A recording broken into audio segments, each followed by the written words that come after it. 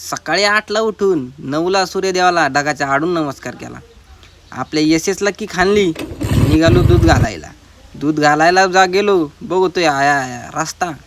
डेअरीवरची माणसं म्हणतात आला डेअरी बंद करायच्या टायमाला. म्हटलं थांबा थांबा मा दूध न्या, नाही तर मोदीचा मला फोन यायचा. दूध घातलं, भाऊंका आलो. भावांनी 2 पहिलवानांची कुस्ती लावायचं नियोजन लावलं होतं. म्हटलं लाव लाव भाऊ कुस्ती लाव.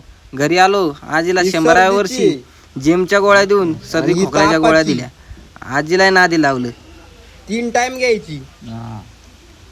भगव्याला वंदन करून निघालो फाट्याच्या दिशेने. म्हटलं आता पुण्याला जायचंय, जरा कापडं चोपडं घ्यावा. मग काय गेलो आपला फाट्यावरच्या सत्यम कलेक्शनमध्ये.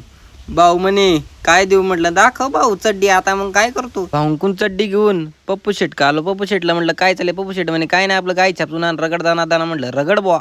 आलो मामाक आलो. मामा म्हटलं पोर नका देऊ पण आपली गाडी नीट करून द्या. मामाने पैसे माग भाऊ पण ते